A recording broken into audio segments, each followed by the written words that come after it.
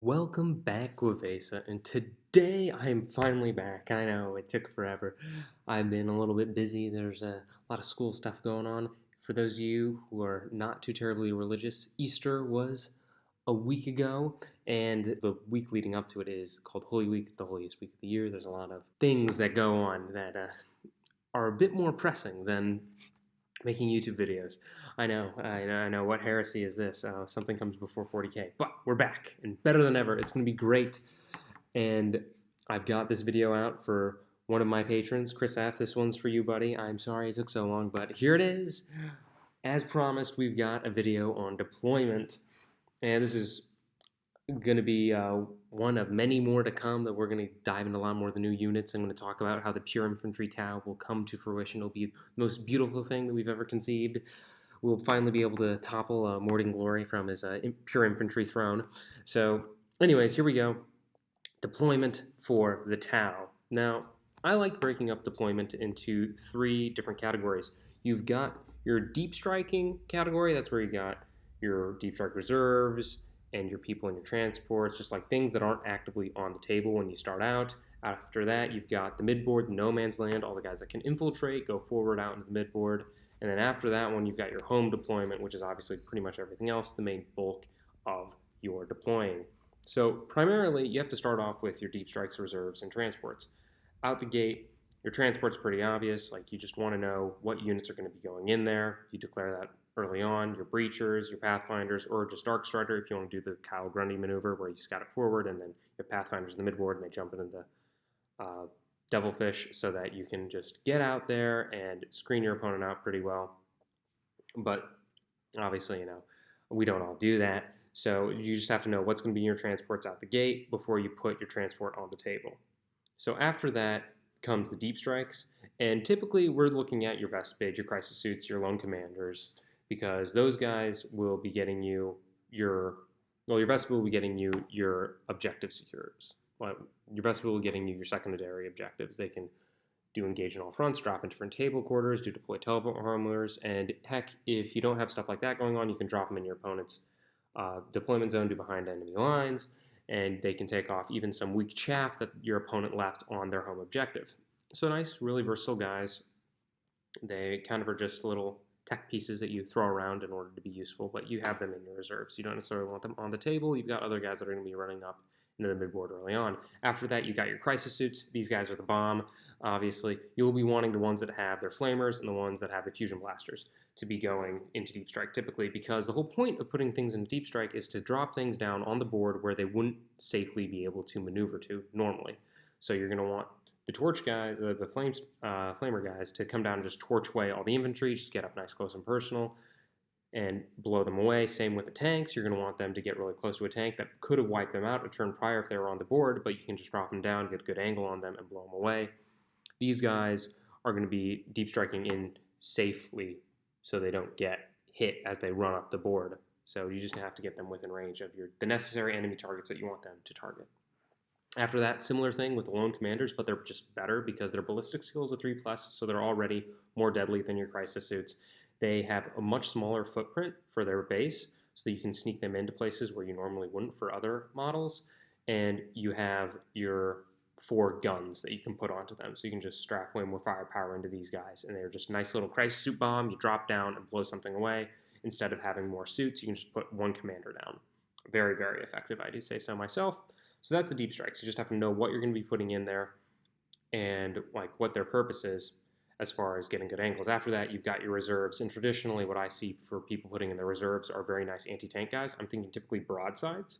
You put them down on one of your flanks, and sure, you can't maneuver them perfectly wherever, but their long range makes up for that, and you can just keep them off the board longer because, let's be real, they're kind of glass cannons. They don't have a 4-up invuln. Sure, they have a 2-up save natively in their T6, but they're just not as tough as we'd like them to be for something that could just stand there and be a nice, good gun platform. It's easier if you just drop them in and they can just come in off the edge and get line of sight on any big tanks. So you're thinking of stuff like that you might want to put into reserves. So pretty much you're going to want to declare all of this beforehand, and usually having a lot of our guys be in deep strike or in reserves makes it so that we have a lot more space to work in our own deployment zone. But this is all the stuff they have to do before you start dropping your guys on the actual table. So from there, when you actually get onto the table, you're going to be wanting to look at deploying things in the middle of the board first, because it is very important if you have infiltrators and your opponent has infiltrators that you get your infiltrators in first so you can more dictate how they're allowed to deploy their infiltrators. Because if you have your guys in the center, then they can't really mess with that too well because they can't deploy their guys within 9 inches of your units that are already in the center. So you want to, as soon as possible, if you get during the roll off, you want to deploy your forward deployers before your opponent does. So from there, we've got pretty simple categories for our forward deployers. We got the ones that just are deployed and stay in one spot. You've got the ones with lone operative, and you got the ones that can scout. So from there, your ones that just kind of sit in one spot once they're deployed will be like your stealth suits. And I'm pretty sure recruit far stalkers do not have a scout move. I think they're just infiltrators. I could be wrong though. Someone feel free to correct me in the comments. But these guys, the stealth suits are good guiders, so you're going to want to have them well hidden. Sure, they're going to be forward, but they're mostly just going to be speed bumps and screening people out. But also because the stealth suits are good at guiding, you're going to want to keep them in a position where they can stay safe for an extended period of time. You don't want them to be easy jump up catapults for your opponent to zoom up the field, charge onto them, and then be able to get that much closer onto you and your guys in your home deployment.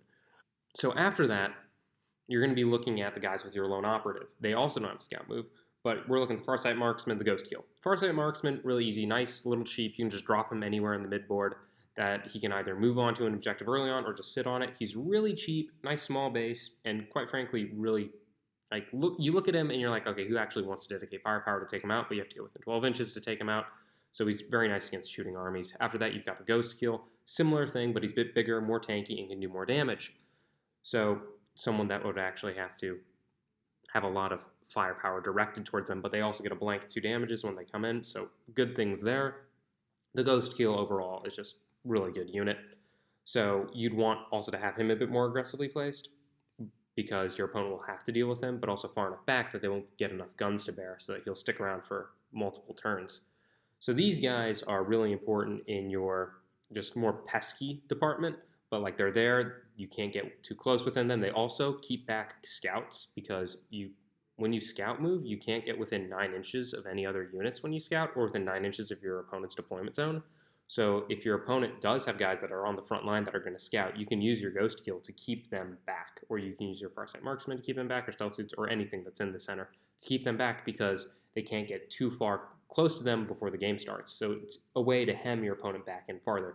And this is where the best unit for hemming your opponent in comes into play. This is the Pathfinders, because these guys, they can forward deploy, but they can also scout. So this makes it very perfect for you to put them in a position where they can be up forward close, and then you can give them a scout move, which makes them even closer to your opponent so that they can get right up on the line within 9 inches of your opponent's deployment zone and really hem them in, or you can drop them back behind your deployment zone so that, or behind cover in the midboard so that your opponent can't get early charges off on them or shoot them too easy at the start of the game. So they're very perfect. They have a nice big footprint. You can just string them out the center of the board and then have it pre-measured so that they can jump behind cover or that they can jump even closer onto your opponent to hem them into their deployment zone better, depending on what you're really looking for.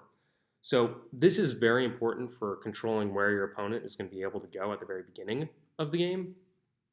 And I would say that your Pathfinders, other than the fact that I think they're an auto-include in every army, should be up in the center being ready to push your opponent back or to fall back or to just stay where they are and have good shooting options with their rail rifles or ion guns on anybody that decides to not keep their guys in cover at the start of the game. So after we've gone through all this, we go on to the home deployment. So this is very simple. You've got 2 categories in this one. You've got your guys that scout and you got your guys that don't. Of this, like the scouting guys are going to fall into the category of the Pathfinders, the Recruit, and anybody who gets the free 6-inch scout for the Montcalm attachment, assuming you're using the Montcalm attachment. So these guys you can have kind of hang out in the open, bait your opponent a little bit, make them think that they'll have really easy kills off the bat by just seeing them and shooting at them, and you'll be able to scout them, and you should pre-measure them to be into a position where they will be able to hide if you don't get first turn. Move them up and hide behind some other cover, some other ruins, or duck back behind cover in your home deployment zone. So it's very much a bait. Make people think they're, oh yeah, I'm going to be able to put this tank here, and it's got a lot of easy chaff killing guns, So it's going to sit here, and those guys over there, they're not going to be able to do any damage. So when it's my turn, I'll just be able to destroy them. Even if they do get a couple lucky shots off early on, I'll only lose a couple wounds. So it's very much like a bait and switch. After that, you could also have it so that they're pre-measured to be in a very advantageous position if you get first turn. So for example, like you could have them behind cover initially, and then you could use the Pathfinder 7-inch scout move so they can get some line of sight with their rail rifles on some deadly targets downrange, and you'd be able to obliterate them if you get turn 1, and you'd also be able to get the bonus for them staying in one spot and getting the +1 to hit because they're heavy guns. So just some things to think about there. After that, it's very obvious for the non-scouting units, you're going to want to hide just about everything. Your big guns you're going to want to put in a position where you can easily move early on to close down firing lanes. You want to control firing lanes as Tau. We do not have any good melee options, so our only way to keep our opponent back, our form of screening, is our guns are so scary you don't want to come out into the open where we're going to be able to destroy you. So this will be like your Riptides, your Hammerheads, your Skyrays. They're going to be hidden well enough that your opponent can't see them turn 1, but your opponent also knows that once they pop their head out, you're going to rotate slightly, and then you're going to be able to obliterate them, just shoot down range and destroy them. After that, you're going to want to think of your infantry. These guys are going to be screening for your battlesuits and your tanks. And yes, it's kind of like using them for like chaff. And typically your recruit will be filling up this department, but also your breachers and your pathfinders and your strike teams can as well. They're just going to be pushing up forward a little bit, looking at the objectives. Your breachers are going to definitely be looking at the objectives and just daring anyone to step on, because then they'll be able to shoot at them and get full rerolls to wound if they're standing on it. So these guys are going to be your earlier screens, earlier guys to push forward and really try to mow down anyone on the objectives in the midboard. But you're going to definitely want to keep them hidden, because T3, sure, -1 to wound with the Guardian drones is nice, but that's just not enough. It's mostly just screening for your suits and looking to jump on the objectives early. After that, you're going to want your transports out there. You're definitely going to want them more hidden, but on the same note, you're going to want them so they can just rush forward out of your home of deployment as soon as possible, because they are very mobile. That's why they're transports. They're there to protect your little squishy fire warriors inside and just get them onto an objective so they can drop out and hold it down for you. So you got to have them in positions to objective rush, because that's our whole purpose. After that, you're going to want to think a little bit more about, like, this is more general at the end, because we've covered each different category that you want to really be thinking about and how you want to be deploying each of your units. So at the very end of the day, you're going to want to think, are you up against a shooting army or a melee army? Because the shooting armies, you're definitely going to want things more hidden. But if it's a melee army, you can have everything kind of just hanging out in the wind, because they don't really have anything to shoot at you. Orcs, you shouldn't really worry about their shooting. You're going to want to have your guys all out in the open so that you can just gun them down, get as many turns of shooting at them as you can, and to scare them from running up too fast on you. Similarly with like World Eaters and any other melee geared list. So take all what I say with a grain of salt. It's just my thoughts, but keep in mind, if they're shooting, you're going to hide your guys more. If they're melee, you're fine to have them hang out a little bit better. But always pre-measure. Pre-measure for your guys that are scouting up into the center. Pre-measure for your range of guns, how far you want to keep them back and whatnot. In your home objective, on your home zone, etc., etc.